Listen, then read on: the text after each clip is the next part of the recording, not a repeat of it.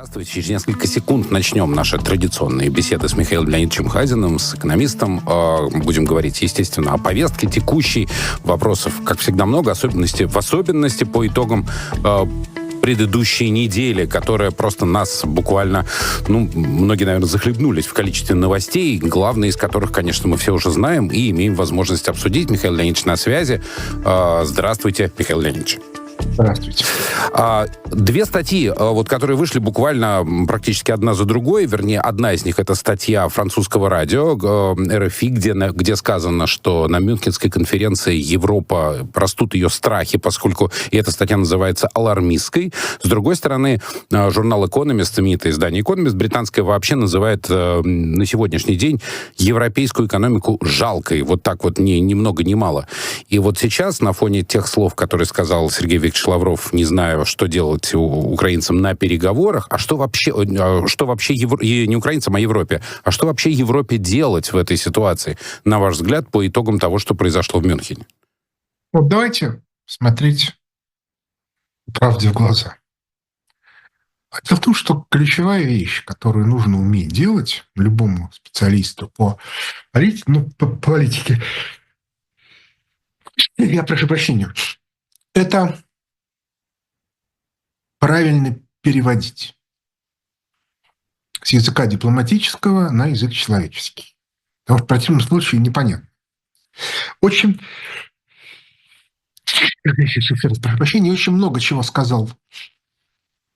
Я, понимаете, приехал в Москву, а тут, извините, зима. Я когда уезжал, было, не лето, но весна, а тут зима. Как-то я не ожидал этого безобразия. Значит, перевод Венса на нормальный язык, неважно, там, на любой европейский, на русский, на самом деле очень простой. Он произнес одну единственную фразу, причем более того, которую до него уже произносили. Но не дипломат. Значит, фразу эту произнес министр обороны новый, Хексет, который сказал о том, что главное направление политики, так сказать, активной Соединенных Штатов Америки — это Юго-Восточная Азия, где они будут бороться с Китаем, и это потребует всех ресурсов. То есть денег на НАТО, на Евросоюз больше нет. Все, точка. Тема закрыта. Ничего удивительного в этом нет, ничего неожиданного в этом нет. Я напоминаю, что еще осенью 22 года я этот проект предложил как вариант выхода для американцев. Отметим замечательную штуку. С тех пор никто ничего лучше не предложил. Американцы этот проект приняли. Причем они его сначала приняли межпартийным консенсусом еще до выборов, но при этом ничего не делали, потому что формат, в котором они должны были это делать, был пока непонятен. Сейчас они его приняли окончательно. И то, что сказал Венс на дипломатическом языке, это повторение того, что сказал Хексет. Денег нет, ребята, ни на ваши глупости с Украиной, ни на НАТО. Денег не будет. При этом все, и Германия, и Брюссель, и даже Лондон, который не член Евросоюза, но член НАТО, все были операторами американских денег. И все склоки между ними – это был вопрос о дележке этих денег. Американцы сказали, денег больше нет. И у них началась истерика, потому что как жить без этих денег они не знают. Американцам на это наплевать. Потому что американцы прекрасно знают, что Россия не захватывает территории, если она не может их переварить. Россия – имперская страна. То есть мы берем территорию и на ней население постепенно обучаем нашим принципам. При этом иногда это получается плохо. Например, со Средней Азией. Средняя Азия вернулась обратно. Разумеется, там вредительские действия того же Лондона, того же Вашингтона, и Китая, и т.д. и т.п. Да, конечно. Но тем не менее, даже в Польше было замечательное исследование социологическое по уровню консерватизма населения. Знаете, 10 вопросов вроде бы ни про что. Но дальше как бы разными оттенками красного отмечали Польшу. И с интересом обнаружили, что все, что правее бывшей границы Российской империи, все красное. А все, что западнее и южнее, нежно-розовое. Ну, потому что вот там либералы, а здесь консерваторы. Вот абсолютно такая же штука. Мы не будем захватывать Западную Европу. Никогда. Максимум, что мы можем, это взять ГДР. Потому что там люди, ну, в Пруссии, вообще там же очень велика доля славянского населения. Вот. Поэтому там как бы понимают нашу систему ценностей, систему действий и так далее. Все. Все. И больше не нужно ничего делать. Наступил тот момент, о котором вы говорили, я неоднократно слушал и слышал ваши слова относительно переориентации в связи с ресурсами американской политики в Юго-Восточную Азию. Как вы считаете, уже наступил этот момент, когда эта переориентация началась? Или это пока декларация? Ну, она вроде бы началась. Понимаете, я же не знаю, там, что там двигается. Да, есть люди, которые за этим специально следят. Да, американисты, которые говорят, вот эшелоны пошли, подготовка началась, там людей на базы в Юго-Восточную Азию переводят. Это все не моя тема. Да, я могу про это прочитать. Если, соответственно, вы посмотрите на то, что происходит, но они там уже начали раскочегаривать старые базы на всяких там островах филиппинских, еще чего-то, взлетные полосы, обратно расчищать и так далее. Так что тут как раз все понятно. Но насколько это все началось, я не знаю. Но это сказано, понимаете, когда что-то говорится прямым текстом, это означает, что уже началось. Что скрывать-то, да, все это видят. Вот. Ну вот и все, вот, собственно, вся картинка. То есть к этому надо относиться так достаточно философски. Я напомню, телефон прямого эфира, +7 495 9595 91 2. Можете писать свои вопросы Михаилу Хазину в наш телеграм, радио «Спутник» и радио _Спутник. Ну и пока эти вопросы накапливаются, еще одна тема, которая сейчас очень широко обсуждается. Уже был визит премьер-министра Индии в Соединенные Штаты Америки, анонсирован визит Владимира Путина в Индию. И Индия, на ваш взгляд, вот говорят, я читал, во всяком случае, такое мнение, становится четвертым игроком вот в этой четверке. То есть она из тройки превращается в четверку тех, кто даже слышал такое, ну, как бы выражение «четыре полицейских», то есть которые будут, ну, как бы управлять, да, или делить, или контролировать. Ну, смотрите, понимаете, в чем дело? Говорить об этом рано. Вот почему. Потому что нужна модель. Понимаете, для того, чтобы управлять миром, надо понимать, значит, на какие шиши. Американцы говорят, мы будем биться с Китаем за Юго-Восточную Азию. Соответственно, Латинская Америка, Западная Европа, Африка, Ближний Восток – это все что? Зона свободной охоты? Понятно, что что-то будет брать на себя Индия. И американцы уже Индии предложили, как это, путь пряности, альтернативу программе «Один пояс, один путь». Дальше, соответственно, то, что Европа зона свободной охоты, это очевидно всем. По банальной причине, потому что уровень жизни там сильно упадет, и заниматься этой территорией, ну, как бы нам это интересно, поскольку там есть некоторые промышленные технологии, которые бы хотелось взять обратно. И что-то мы возьмем. А все остальное, да пускай что хотят, то и делают. Нам-то что до них. Вот. А дальше, соответственно, где-то хочет Британия, обращаю внимание, Соединенные Штаты Америки не полностью уходят из Европы, потому что они говорили, Индия через Ближний Восток в Италию. А, соответственно, Италия – это проект Ватикана, новая Австро-Венгрия. То есть мы где-то должны с этой новой Австро-Венгрией поделить территорию. Понятно, что Венгрия хочет в эту Австро-Венгрию, Словакия хочет в Австро-Венгрию, а мы, соответственно, тогда мы кто? как бы Румыния, Болгария, да, потому что Румыния и Болгария в Австро-Венгрии никогда не были, а страны православные. Тут как бы возможны разные варианты. Вот. Посмотрим. И тогда все понятно. Тогда, значит, мы берем Украину до Галиции, а Галицию мы отдаем кому? Словакии. Ну, потому что Польша в Австро-Венгрию не входит. Вот. Ну и, соответственно, Австро-Венгрия, у которой был, как известно, Краков и Львов, будут там наводить порядок своими методами. Ну, я думаю, что достаточно кровавыми, но нам-то что, опять-таки, ребята, вы как бы нас не любите, ну, вперед.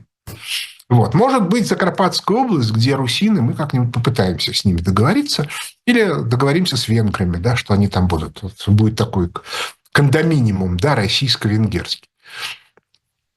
Все остальное, пускай чем хотят, тем и занимают. Я уже не говорю про то, что часть Украины можно отдать Белоруссии. То есть Чернигов, Киев и так далее. Это русские города, старорусские города, но поскольку там велика доля вот этих вот, как бы, как это, забандеровских уже выращенная, то им, соответственно, вот как бы, пускай 2-3 поколения Беларуси их будет воспитывать, если они такие нежные и трепетные. И невоспитанные. Ну, там воспитанные, да, значит. И дальше им, соответственно, нужно объяснять, что, ребята, вот, как бы, вот, да, у вас... Ну, а дальше, ну, как бы очевидно совершенно, да, что делать вот с этой Украиной, тоже все понятно. Да, там не будет никакой промышленности, там не будет никакого, как бы, высшего образования, будут мелкие городки, которые будут обслуживать сельхозтехнику и всякого рода, как бы, там, элеваторы, еще чего-то, и, значит, вот село такое сплошное, причем маленькое, потому что современные технологии не предполагают большого села. А кому не нравится, он брался в Галицию, вот туда, да, там бандеровщина и т.д. и т.п. И жесточайший совершенно контроль. Как только, значит, слово произнесено неправильное, тут же, значит, всей семьей в вагон и туда, и туда. И что хотите, то и делайте, ребят, это ваши проблемы. Да? Вот. Ну, как бы можно было договариваться еще там 10 лет тому назад. Сейчас уже все, никто договариваться не будет. Вот. Но это, понимаете, это как бы в конце.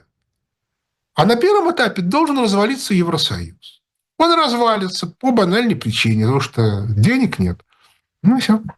Вопрос, который сразу же пришел к нам в телеграм-канал, когда мы заговорили о внешнем контуре нашем, Михаил Леонидович, с учетом того, что курс на примирение идет, я цитирую, что будет с нашими замороженными активами? Ой, бога ради, ну это технический вопрос. Ну, вернут, конечно, но как бы там с некоторыми оговорками. Мало ли чего, это может быть возвращено какими-то странными способами, разными. Вот. В конце концов, их активы на нашей территории ничуть не меньше, чем наши там. Мы их все просто конфискуем к чертовой матери, и все. Ну и тогда, естественно, логичный вопрос в этой ситуации. 19 февраля ЕС все равно собирается согласовывать 16-й пакет санкций. Они не понимают того, что происходит, или у них просто выбора нет, что происходит с ними? Ну, они пускай что хотят, то и делают, потому что у них на самом деле ситуация аховая. Давайте смотреть правде в глаза. Да вот. Комментарии у них аховые, ситуация у них аховая. Что они будут делать, по большому счету, не очень интересно. Потому что они все равно никакую программу долгосрочную реализовать не могут. У них нет на это ресурсов. Поэтому как они будут это останавливать, как они это будут делать, не надо им мешать. Понимаете, в чем вся проблема? Они нас все время обвиняют в том, что мы их, как бы, вы вмешиваемся в их дела. Не будем вмешиваться. Ребята, флаг вам в руки. Что хотите, то и делайте. Я уже говорил, как мы будем себя вести с Прибалтикой. В Прибалтике там депопуляция, экономики нету. Как только перестанут из Брюсселя выплачивать дотации, оттуда уже бегут иностранные компании. Ну, потому что прибыли никакой, одни сплошные убытки, а как бы отвечать придется. Значит, ну и дальше, соответственно, в какой-то момент они прибегут к нам и скажут: ребята, что делать? помогите нам. Он сказал, никаких нет проблем. Значит, вы принимаете закон о том, что упоминание так называемой оккупации – это преступление. Вы освобождаете всех, кого вы осудили по этому закону об оккупации, и вообще, кого вы обидели, с полной компенсацией, восстановлением в должностях, с выплатой полной заработной платы за все. Дальше вы, соответственно, признаете упоминание уголовным преступлением. Дальше вы объясняете всем авторам художественным, что если хоть где-то, хоть в какой-то библиотеке будет найдена книжка, которая написана про оккупацию, то автор сядет в тюрьму. И он должен сейчас бегать и все сам свои книжки собирать и их сжигать. Или удирать куда-то, становясь персоной нон-грата и так далее. Не хотите, решайте свои проблемы. Если вы все сдохнете с голода, нас это не волнует. Все? Пока они бегут из Прибалтики в Россию, вот эти новости прямо одна за другой пришли, возвращаются иностранные компании. Уже вернулось там примерно 30-35% по разным сведениям. И собираются в 2025 году, прогнозируются вообще все остальные, какие ушли. Там называлась цифра 560, тут остались 350 примерно, и они тоже готовы возвращаться в Россию. Это может считаться таким лакмусом своеобразным того, что ситуация изменилась, все, окончательно, в обратную сторону? Конечно, естественно. Естественно. То есть их уже не волнует ни санкции, ни все остальное. Они понимают, это все, сейчас все умрет. Но опять-таки надо смотреть, потому что мы же тоже можем объявить санкции.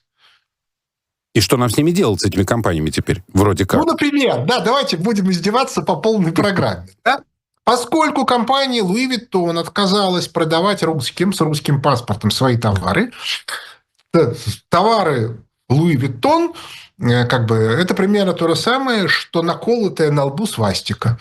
Если ты приезжаешь неважно с чем, на котором написано Louis Vuitton, тебе штамп в паспорт, до свидания. Это прям жестко. Это прям очень жестко. Я говорю, давайте доводить до логического Тогда я предлагаю даже писать их по-русски. Тогда у нас же сейчас идет борьба с англицизмами. Писать Louis Vuitton по-русски. И чтобы они писали на нашем рынке.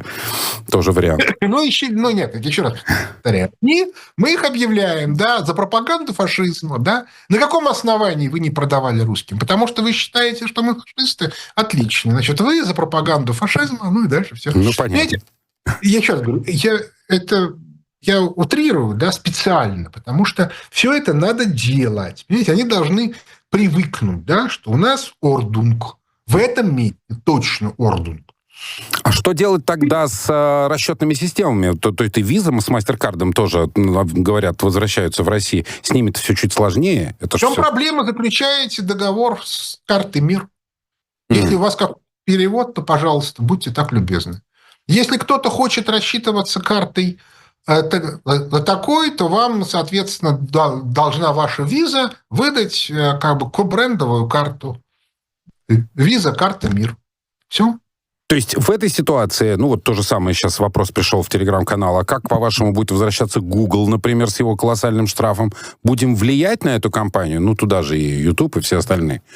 Там есть целая куча разных тонкостей. Они же не просто так штрафы, они же нарушали российское законодательство. Ребят, вы нарушали российское законодательство, будьте любезны исполнять. То есть... Если вы исполнили российское законодательство, например, восстановили все аккаунты, которые были. Они говорят, мы не можем восстановить, они убраны без возможности. Значит, соответственно, компенсируйте. Вот у данного аккаунта на протяжении 3 лет было такое-то количество клиентов. Вы их всех убили. Значит, эти клиенты выплачивали такую-то сумму. Значит, вы выплачиваете, условно говоря, за потерянные годы сумму, потом еще на несколько лет вперед, восстанавливаете аккаунт и, соответственно, всем подписчикам присылаете письма, что можно вернуться. Только вы сами. Михаил Леонидович, ну вот с этой точки зрения, если мы сейчас уже, так сказать, не над ними будем глумиться, а представим, что они вернулись, ведь они вернулись конкурировать с российскими компаниями, а мы теперь уже готовы оказать конкуренцию. Я вот, например, неоднократно уже сталкивался с вариантом, что вот возвращается знаменитый фастфуд, и мы пойдем туда, потому что он же вернулся.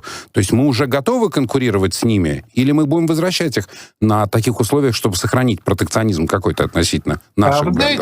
Я напоминаю, что когда открывалось пресловутое заведение с соответствующим брендом в городе Минске, то они себя позиционировали как ресторан. А, соответственно, значит, служба потребительская города Минска, внимательно изучив этот самый ресторан, дала ему, говорит, ресторан, и как бы если вы это как бы входит в название, то, пожалуйста, сколько угодно. Но ваш статус кафе второй наценочной категории. Они это называют ресторан быстрого питания, к слову говоря. Еще раз повторяю, да, ресторан быстрого питания, кафе второй наценочной категории. То есть мы их опускаем в этом ситуации ниже остальных. Опускаем ниже плинтуса. И, соответственно, дальше как бы цены с учетом как бы качества вашей продукции, да, вот цены вот должны быть вот такие вот. У нас еще минутка осталась. Я специально пока не трогаю вопросов, связанных непосредственно с нашей внутренней ситуацией, поскольку там тоже есть события. Еще короткий вопрос, вот насколько он может быть коротким. Возвращаются автобренды. Они ведь возвращаются уже на рынок, на котором, есть китайцы, во-вторых, тут прошла статистика, что Россия по количеству произведенных, пусть даже и неполного цикла сборки автомобилей, выходит, там рост значительный. Вот в этой ситуации на каких условиях нам возвращать уже, ладно, бог с ними, с бутербродами, а вот автомобильные бренды, возвращаясь сюда? 100% локализация. Вот так? Да. Почему? Вот, скажем, Hyundai, теоретически, он был со 100% локализацией. Volkswagen, по-моему, тоже. Все. Volkswagen, может быть, не знаю, не помню. Про Hyundai знаю точно. Все. Да, вот как бы Mercedes делайте здесь от начала до конца. Не можете? Извините. Тогда, соответственно, каждый вводит свой Мерседес по отдельности туда-сюда. То есть вы возвращаете сюда производство и здесь полный цикл создаете? Да. Если вы хотите сделать, или же по одной машинке ввозите, да, как бы полная там растаможка туда-сюда. Вот. Но я просто как бы знаю, да, что есть машины, причем иногда бывает смешно, да. Некоторые автомобили, они как бы считаются роскошными, да, но вот были машины две, я не буду называть название, поскольку для того, чтобы как бы не реклама. Две абсолютно одинаковые машины одного класса, они стоили до кризиса по 10 миллионов рублей. Сейчас одна стоит, грубо говоря, самая дешевая 19, а вторая 13. Почему? Потому что одних много, а других мало. Много, в стоимость входит вся инфраструктура обслуживания. Тех, которых мало, а в чем проблема? Любую детальку можно заказать, ее привезут. Так что, ребята, в чем проблема? По одной машинке завозите, никаких нет проблем.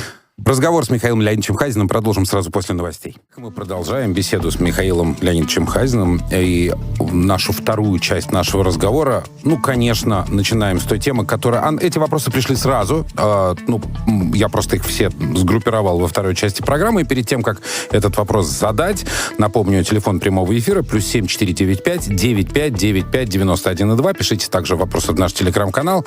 Итак, 14 февраля, в день Святого Валентина, будь он не ладен, но так или иначе, состоялось очередное заседание ЦБ, и в очередной раз, и в данном случае ставка Центрального банка, учетная ставка осталась на том же самом уровне.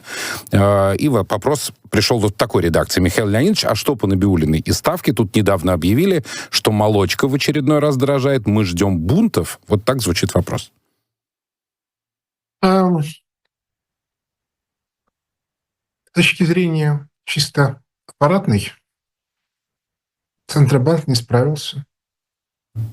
Ему велено обеспечивать стабильность рубля, но он его двигает на 20% вот туда, сюда. он, соответственно, не в состоянии обеспечить снижение инфляции. Он же обещал, мы делаем высокую ставку, чтобы была низкая инфляция. Где низкая инфляция? Никакой низкой инфляции нет. Вот. По этой причине я как бы считаю, что это как бы нужно, об этом нужно говорить вслух, что Центральный банк не справляется. Как бы мы явно совершенно видим, что, как это было, как это говорилось, да, что руководство Центрального банка нуждается в усилении, как говорилось при советской власти. Вот. А что касается всего остального, то давайте смотреть. Да? Вот мы же понимаем, что руководство денежных властей в целом это, ну, как бы клинтоновская команда. Ну, потому что она с 90-х годов клинтоновская, еще от Гайдара. Мы понимаем, что это враги Трампа. Мы понимаем, что если бы мы убрали это руководство год тому назад, ну, так хорошо, 3 года назад, это бы вызвало очень резкий ответ со стороны Запада. Типа, это наши люди, вы являетесь частью мировой долларовой системы, либо вы отказываетесь от долларовой системы, либо будьте любезны, назначайте людей, с которыми могут с нами разговаривать. Потому что если вы назначите других людей, они просто даже дозвониться ни до кого не смогут. Замечательно. Значит, но дальше за эти 3 года они довольно сильно как бы сами нас отрезали от этой самой долларовой системы. И вот теперь смотрите, что сделал Путин за это время. Если раньше увольнение их могло нам стоить разных неприятностей, то теперь Трамп должен нас просить, чтобы мы их уволили, потому что это представители его врагов. Ну и так далее. То есть это на самом деле очень интересная тема. Я бы сказал, что очень богатая. Вот. Ну а дальше будем смотреть. Мне кажется, что максимально, что наша задача, так сказать, общественности широкой, максимально демонстрировать неадекватность, слабость руководства. То есть не политические наезды, а просто слабость. Ребята, вот вы обещали вот это, вы не сделали. Вы обещали вот это, вы не сделали. Вы обещали вот это, вы не сделали. Ну и о чем тогда с вами разговаривать? Ну вот продолжается этот спор концептуальный, он прям продолжается сейчас в публичном пространстве прямой спор между сторонниками политики Центробанка и противниками политики Центробанка. И этот спор продолжается в публичном пространстве. Правильно ли я вас понял, что в этой ситуации как раз главным аргументом является то, что та политика, которую сейчас ведет Центробанк, она не приводит к тем результатам, которые декларированы. То есть это главный аргумент. Наплевать. Да, я уже много лет не занимаюсь обсуждением экономических аспектов политики Центробанка. Я уже много лет не комментирую. Мне там регулярно звонят по телефону и говорят: Михаил Ильич, скажите, пожалуйста, что вы скажете, да, по этому поводу. И вы не понимаете, я экономист. Политика Центрального банка к экономике не имеет никакого отношения. По этой причине увольте. Да, вот есть у нас политологи, блогеры, а также находящиеся на жаловании руководства Центробанка специально уполномоченные люди, которые его будут хвалить. Но они все равно будут хвалить, им за это деньги плачут. Ну вот. Значит, вот если смотреть с точки зрения чисто бюрократической, да, у меня довольно богатый бюрократический опыт, я понимаю, как это устроено. Я говорю прямым текстом: ребята, были взяты на себя даже не поручения, а были взяты на себя обязательства, которые не были исполнены. Знаете, у меня была смешная история. Да? Я когда переходил из Министерства экономики в администрацию президента, я из команды, так сказать, друзей Чубайса переходил в команду его врагов. И у меня с ним был разговор, когда я ему сказал, что... Когда он говорит, говорит, они меня все равно не снимут. Я говорю, они не снимут, я сниму. И, соответственно, он говорит, только честно. То есть он как бы, давай поиграем. Да? Вот. То есть в чистом виде это как бы вот наши с ним отношения, это был такой рыцарский турнир. Да? Выехали на арену, значит, кто кого сборит. Вот. И я могу сказать, что моя работа состояла не в том, чтобы писать политические доносы или еще чего-то. Может, кто-то написал политические доносы, но я могу вас уверить, они не сыграли особой роли. Прежде всего потому, что доносы писались из противоположной стороны. И потом это не по-рыцарски как-то, да. Да, ну вот. А я занимался одной единственной вещью. Я брал те бумаги, которые Чубайс направлял на имя президента, и писал к ним комментарий. Все. Понимаете, предъявлять ко мне претензии бессмысленно, причем Чубайс это что же читал?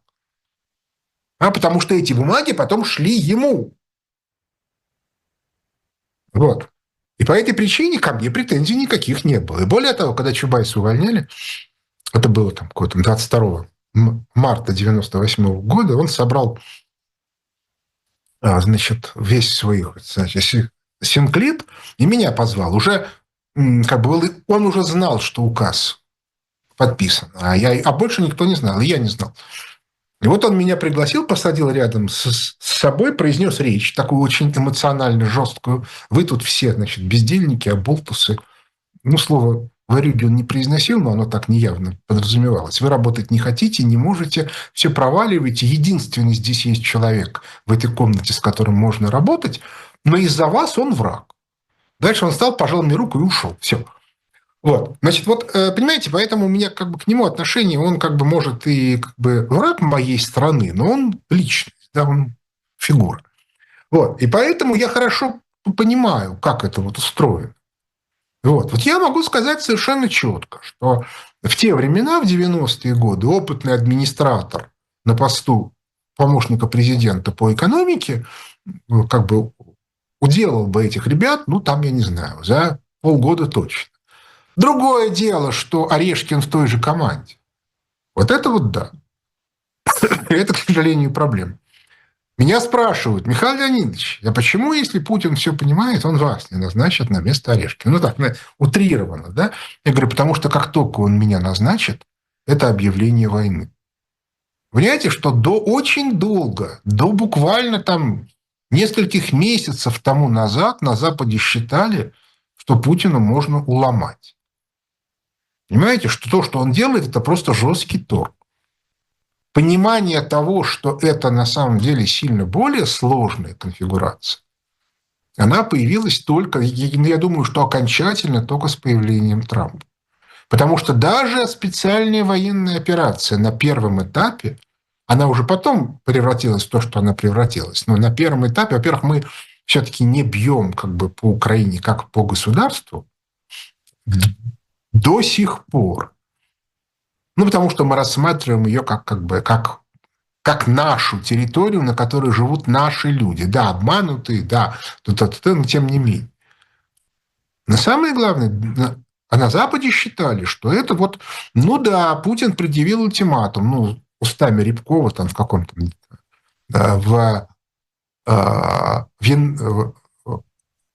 осенью 21 года или в октябре, ну, в общем, осенью, да, ультиматум Рябкова.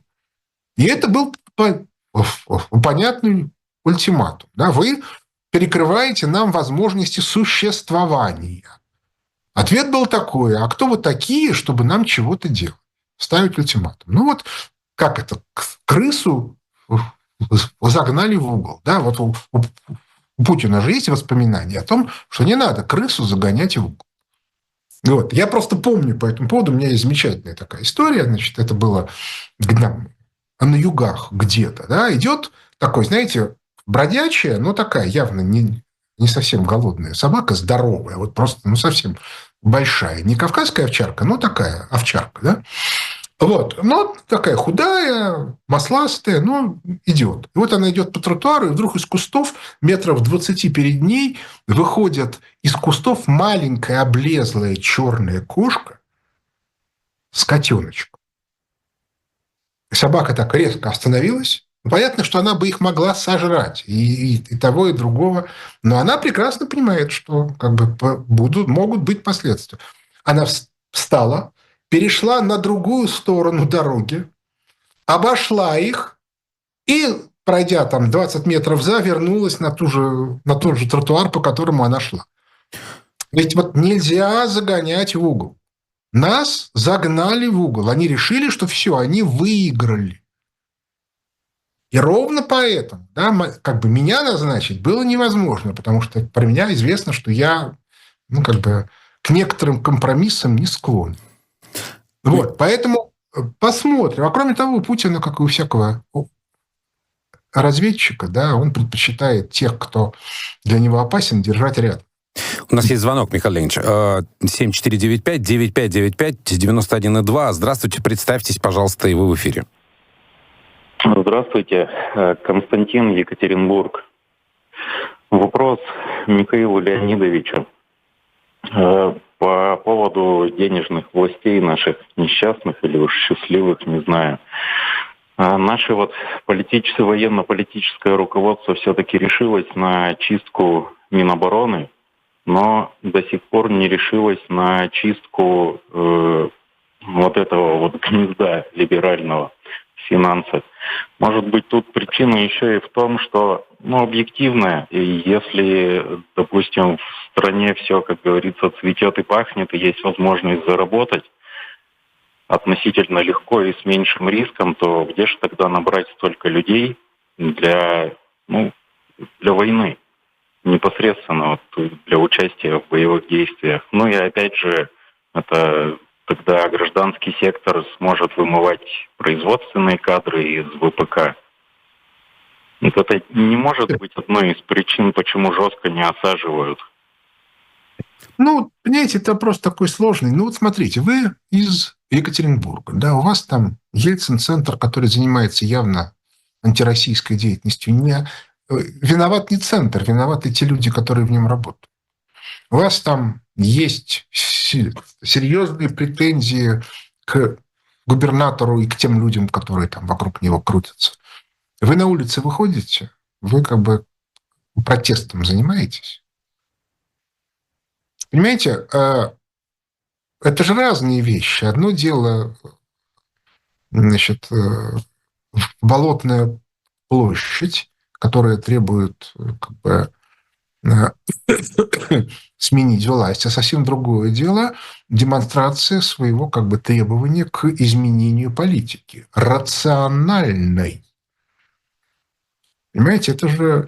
Я уж сколько писал про самые разные истории, которые можно было бы решить, если бы просто, люди проявляли бы минимальную инициативу. Понимаете, плести сети они готовы, а рассуждать на тему о том, что, ребята, тут происходит безобразие, не готов.